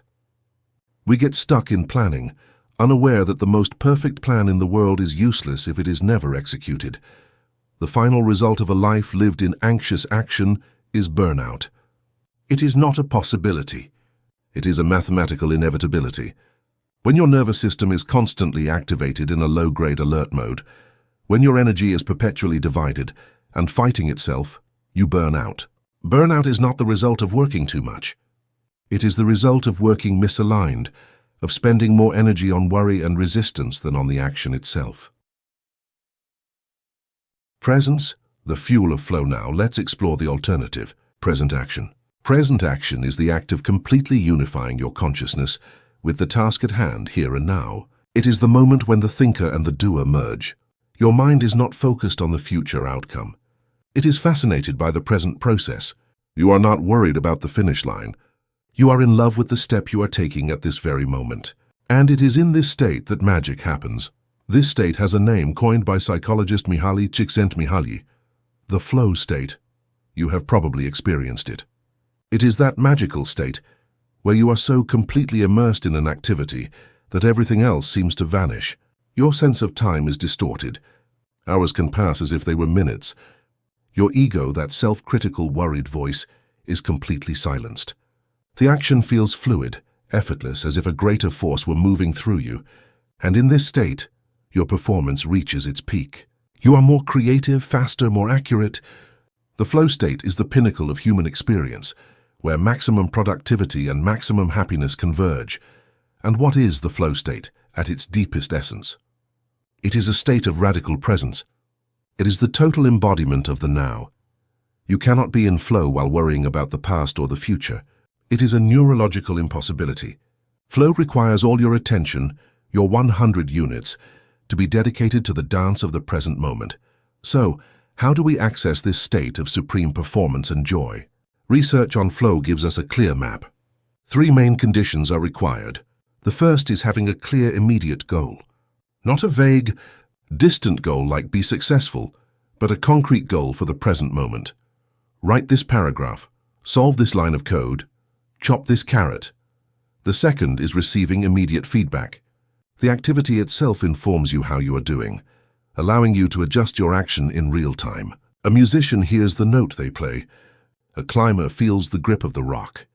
The third and most important is that there must be a balance between the level of challenge and your level of skill. The task must be difficult enough to require your full concentration. If it's too easy, you get bored and your mind wanders, but not so difficult that you feel overwhelmed and anxious. It is the sweet spot, the limit of your capabilities where growth occurs. And here lies the paradox in all its splendor. To achieve your great future goals, the most effective strategy is to temporarily forget them and obsess over the small, manageable challenge of the present moment. Instead of being overwhelmed by the idea of writing a book, you focus completely on the challenge of writing one great sentence right now. By immersing yourself in the quality of the step you are taking, you enter a state of flow. In that state, you produce your best work in the most efficient and joyful way. And by chaining together a series of these moments of flow, one day you look up and realize, almost by surprise, that you have reached the mountaintop. You achieve the great future goal not by obsessing over it, but by honoring the sanctity of every present step. You stop fighting life and start dancing with it. Your work becomes play.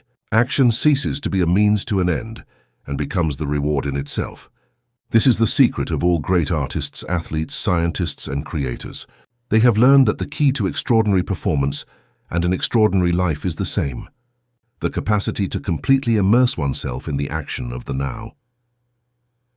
The river practice, the single thing ritual enough theory. It's time to feel the power of flow in your own skin. This practice is simple, but it is the fundamental training for becoming an athlete of presence. It requires nothing more than your intention and a timer. We will call it the single thing ritual. Choose your single thing. Look at your to-do list, feel the overwhelming mountain of obligations, and choose one, just one. A concrete, important task that requires your concentration. Not work on Project X, that's too vague. Choose something specific, like write the first draft of the email for client Y, or research and compare the 3 suppliers for Z. Choose it and commit to it. create a sacred container. This step is absolutely crucial. Flow cannot occur in an environment of constant distraction. You must create a sanctuary for your attention. This means put your phone on airplane mode and place it in another room. Close all unnecessary browser tabs. Turn off email and chat notifications.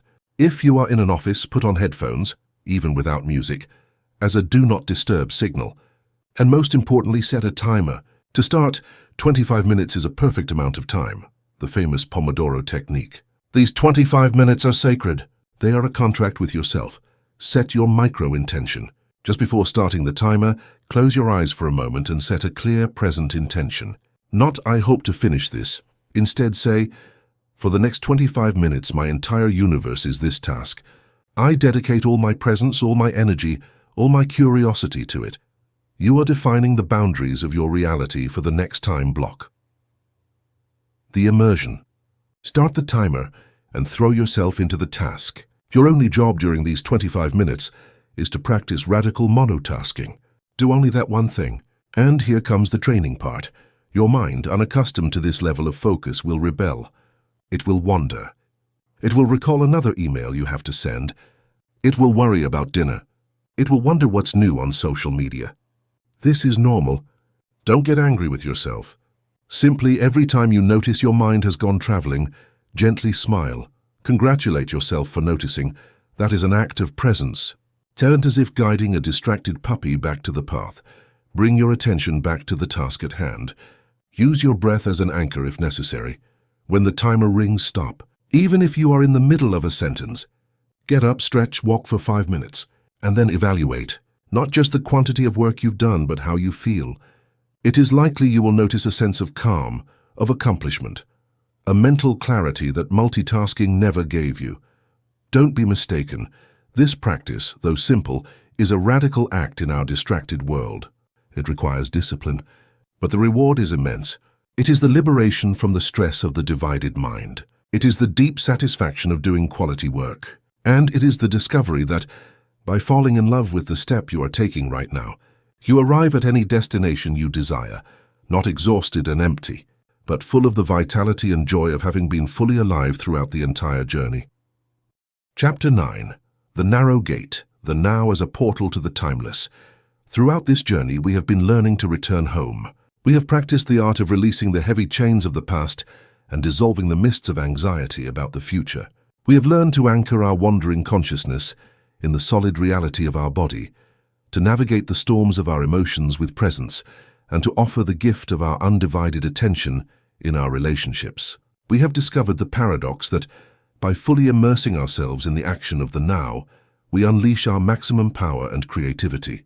We have been treating the present moment as a refuge, an anchor, and a tool for living a more peaceful and effective life. And all of that is true. But it is only the lobby of an immense palace. Until now, we have been exploring the importance of the now on a horizontal level, on the plane of our daily life. But there is another dimension of the now, a vertical dimension, that doesn't lead us to a better version of our life in time, but leads us out of time entirely. This is the most profound and liberating discovery a human being can make.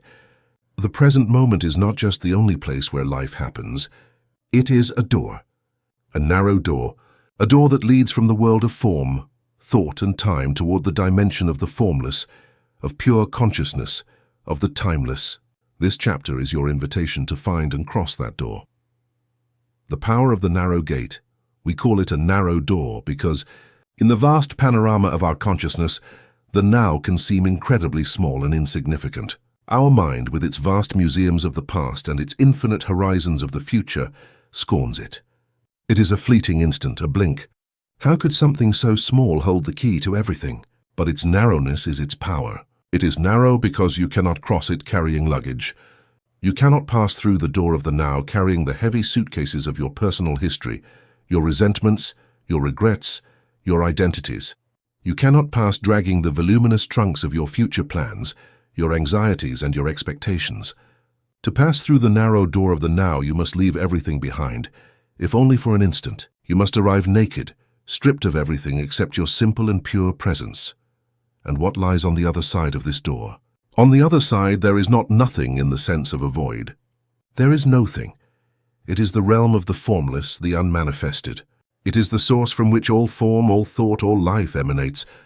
Spiritual traditions worldwide have given it many names: awareness, being, spirit, presence, the silence, God, Tao.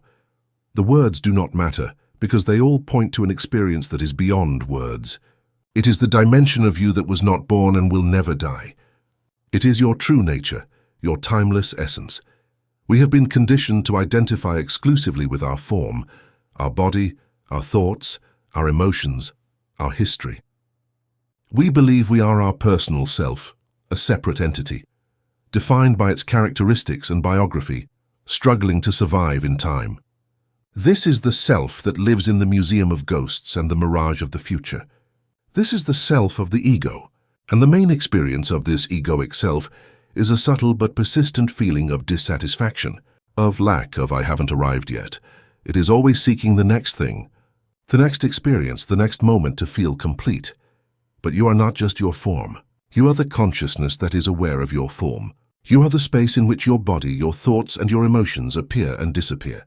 This is the Great Awakening, the shift in identification from the content of your consciousness, the thoughts, the clouds, to consciousness itself, the space, the sky. And the only point of access to this dimension of pure consciousness is the now. You cannot think your way into consciousness. Thought is form. You can only be consciousness, and you can only be it now. The fruits of the timeless dimension. You have probably already had glimpses of this dimension, moments when your thinking mind stopped for an instant and you experienced a profound sense of peace, vitality, and connection. These are not exceptional moments. They are moments when, for one reason or another, you were pushed through the narrow door of the now and touched the reality of your timeless being. Spiritual practice is simply the art of learning to cross that door at will, not by accident, but with conscious intention. How does it feel to be in this space? One profound peace, not the peace that comes from things going your way, but a peace that underlies all circumstances. It is the peace of the sky that is not disturbed by the passing of the clouds. When you identify with consciousness, you realize that you, in your essence, are imperturbable. To serene joy, not the euphoric excitement that depends on external stimulation, but a subtle, constant joy that is simply the joy of being. It is the vibration of life itself, felt directly. Deep connection. When you identify with your form, you inevitably feel separate from everything else. But when you access the dimension of formless awareness, you realize that the same consciousness that looks through your eyes is the one that looks through the eyes of all other beings. The feeling of loneliness dissolves, replaced by a feeling of oneness with all life. Access to this timeless dimension is the key to the true liberation from suffering. As we have seen, psychological suffering requires time. It is the result of our resistance to the present moment. When you fully inhabit the now, the gap between reality and your mental story about reality disappears. You accept the isness of this moment unconditionally. This does not mean that physical pain or sadness will not exist. Life will still present challenges, but your relationship with them is transformed. In presence, you can experience pain without the suffering. You can allow the pure sensation of sadness or physical pain to move through you as a wave of energy. Without drowning in the story, your mind builds around it. You, as consciousness, become the open, compassionate space in which pain can be felt and, therefore, transmutated and released. Furthermore, the timeless dimension is the true source of creativity and intelligence. The thinking mind, the ego, is largely a machine of repetition. True originality, intuition, the brilliant solution to a problem, never comes from this noisy thought. It emerges from silence. When you face a challenge and your mind is stuck in a loop, the most intelligent action you can take is to stop. Let go of the problem for a moment. Enter the now. Connect with the space of consciousness. In that stillness, you allow an intelligence much vaster than your small personal intellect to operate. The river practice, the shift of identity, the time has come to stop talking about the door and learn to cross it. I invite you to a meditation that is not about relaxation, although peace may be a side effect. It is a practice of shift of identity. It is a journey into the heart of awareness. Find a comfortable position where you can sit with your back straight. Close your eyes Begin, as always, by anchoring yourself in the sensations of the now. Feel your body, feel your breath, listen to the sounds around you. Spend a minute or two simply arriving, landing in the sensory reality of this moment. Now bring your attention to your field of thought. Simply observe the thoughts that come and go like clouds in the sky. Do not follow them. Do not engage with their content. Simply notice their appearance and disappearance. As you observe a thought, ask yourself this question silently. Who is aware of this thought? Do not look for an answer in the form of words. The question is a pointer, a tool to direct your attention. It is inviting you to feel the presence that is behind the thought, the consciousness that is aware of it. Feel that stillness, that observing presence. Now bring your attention to sounds. Listen to a sound, and then ask yourself the question, who is aware of this sound? Again, do not look for a mental answer.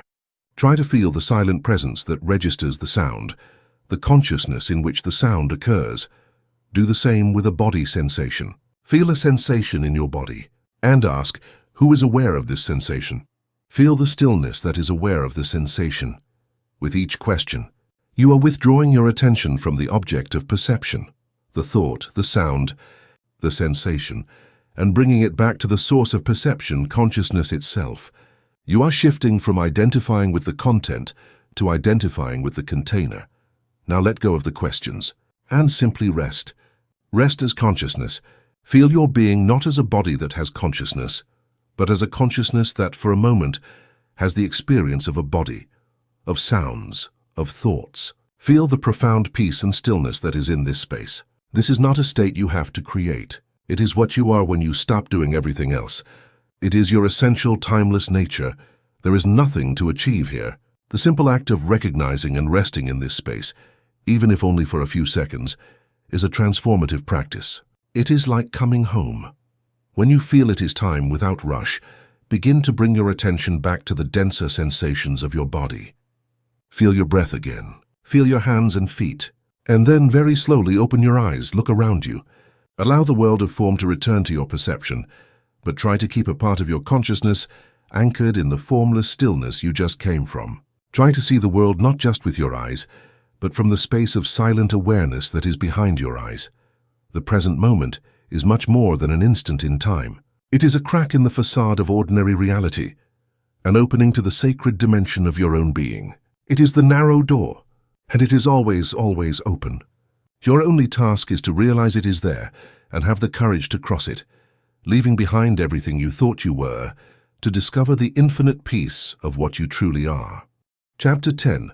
A Dance with Time, Living with the Now as Your Home. Throughout this journey you have crossed a threshold. You have passed through the narrow door of the now and glimpsed a dimension of yourself that is immune to the passage of time, a spacious, peaceful, and timeless consciousness. You have felt the profound stillness that lies beneath the noise of your mind. You have touched the source. But inevitably, upon opening your eyes, the world of time returns with all its force. Deadlines, appointments, responsibilities, goals. And the most important and practical question of all arises with an inescapable urgency. What now? How do I reconcile this timeless peace with the demands of my life in time? Do I have to retreat to a cave to maintain this connection? Or is there a way to live this truth amidst the chaos of the modern world? This is the million-dollar question, and the answer is a resounding yes. Not only is it possible, but it is the ultimate purpose of this entire journey. The goal is not to escape the world, but to transform it through your presence. It's not about abandoning the game of life, but about learning to play it from a completely new level of awareness. It's not about choosing between peace and achievement, between being and doing. It's about learning to dance. The life of an awakened being is not a static meditation. It is a dynamic and masterful dance between the timeless dimension of the now and the linear dimension of time. This chapter is your dance lesson. In the two dimensions of life, to learn the steps of this dance, we must first be clear about the design of the dance floor. Your life unfolds simultaneously in two dimensions, a vertical and a horizontal one. The vertical dimension is the one we explored in the last chapter. It is the dimension of being, of presence, of the timeless now. It is a descent into the depth of your own consciousness. It has no past or future. Only an eternal present exists. This is your home. It is the source of your peace, your power, your creativity, and your wisdom. Being anchored in the vertical dimension is the foundation of an awakened life. It is your anchor in the ocean of existence. The horizontal dimension is that of chronological time. It is the world of doing, a form of becoming. It is the timeline that stretches from the past through the present toward the future. It is the world of goals, plans, actions, and results. This plane is necessary and useful for functioning in this world. We use the past to learn, and the future to set a direction. The suffering and stress of the human condition come from living almost exclusively in the horizontal dimension, without any connection to the vertical. When our identity is completely invested in the timeline, our sense of self is derived from our past. I am my achievements and my failures, and our future. I will be happy when I achieve X. Without the anchor of the depth of being, we are like a ship without a keel in a stormy sea, tossed by every wave of circumstances, perpetually anxious about the future and dissatisfied with the present. It is a life of pure doing, without the foundation of being. The awakening, the integration we speak of, is learning to live at the intersection of these two dimensions. It is the art of keeping a part of your consciousness firmly anchored in the vertical piece of being, while the other part moves and acts effectively on the horizontal plane of time. Your body and your actions are in the world of doing, but your essence, your core, remains rooted in being. When you live this way, your relationship with the world changes completely. Your actions are no longer driven by fear, need, or the anxiety of an ego seeking validation. Instead, your actions become an overflow, a joyful expression of the fullness and peace you already feel inside. You stop seeking happiness in the world and start bringing happiness to the world through your actions. At the steps of the dance, this is the dance. And like all dances, it has steps and principles that we can learn and practice until they become natural. Internal versus external purpose, the first principle of this dance is the distinction between your internal purpose and your external purpose. Your external purpose is on the horizontal plane. It is what you do. It can change several times throughout your life. Your internal purpose, however, never changes. It is your anchor in the vertical plane. And it is very simple. Your internal purpose is to be present. Your internal purpose in every moment of your life is simply to be conscious, to awaken to the reality of the now. That is your main task. Everything else is secondary. Here lies an incredibly liberating paradox.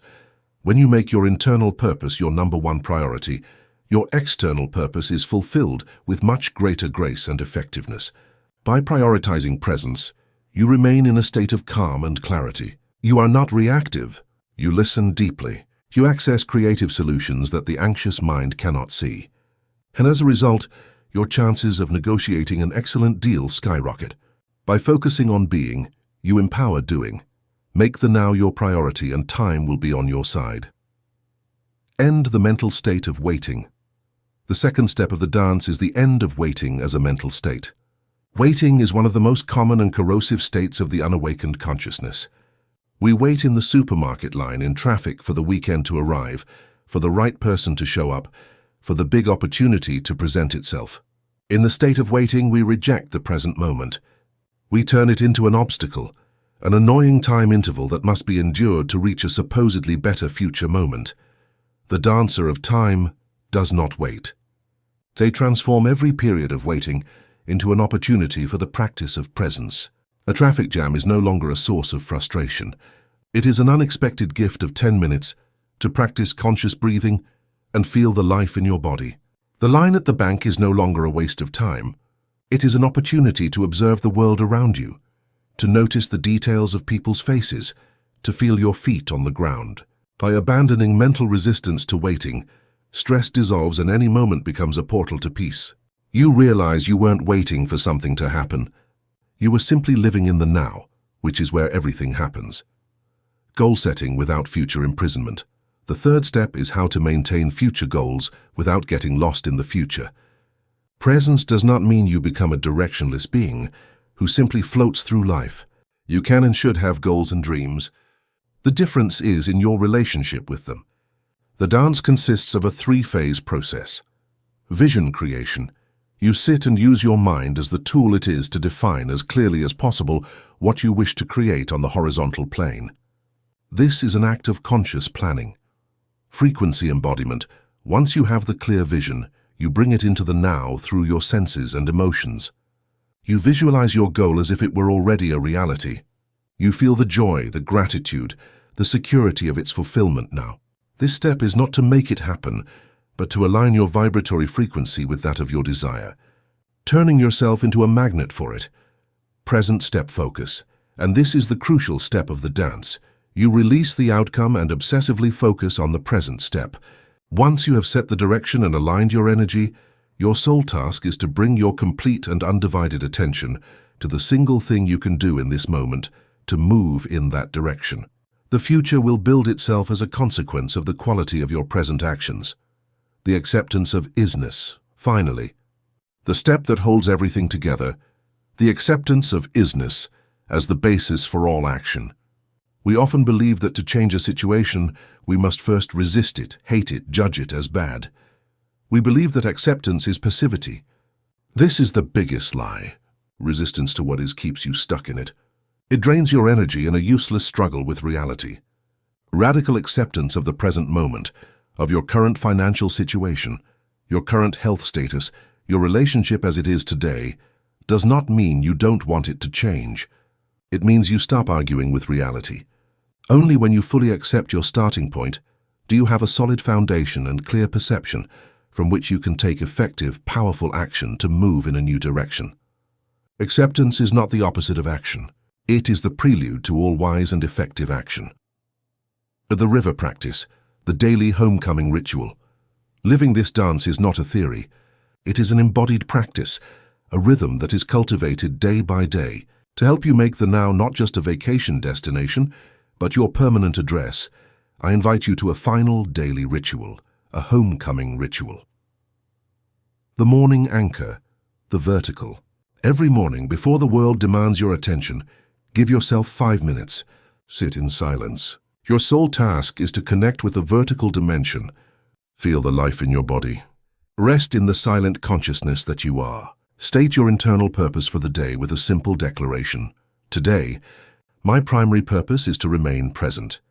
This act is like dropping the anchor of your ship into the deep, calm waters of being, ensuring that no matter how strong the winds of the day are, you will not be swept adrift. The conscious entry into doing, the horizontal. After anchoring in being, now look at the horizontal blueprint of your day. Look at your tasks. But instead of jumping into them with anxiety, choose your first action of the day and approach it with a new intention. Before starting, pause, take a breath, and say to yourself, I will bring my full presence to this single task. By doing so, you transform an obligation into a practice of meditation in action. The micro returns home, the integration. Life will pull you out of the now. It is inevitable. Your mind will wander. The key is not to avoid it, but to return again and again. Use the micro practices we learned. The 3-breath anchor before a call. The conscious threshold when moving between rooms. The conscious sip with your drink. Each of these pauses is an act of remembering, a micro return to your home in the now. You don't need perfection. You just need a consistent practice of return. You don't have to choose between the monk's peace and the world's achievements. You don't have to choose between being and doing. True mastery is the ability to be the monk in the marketplace. It is the dance of both. Anchored in the timeless peace of the now, you move in the world of time with a power, grace, and effectiveness you never thought possible.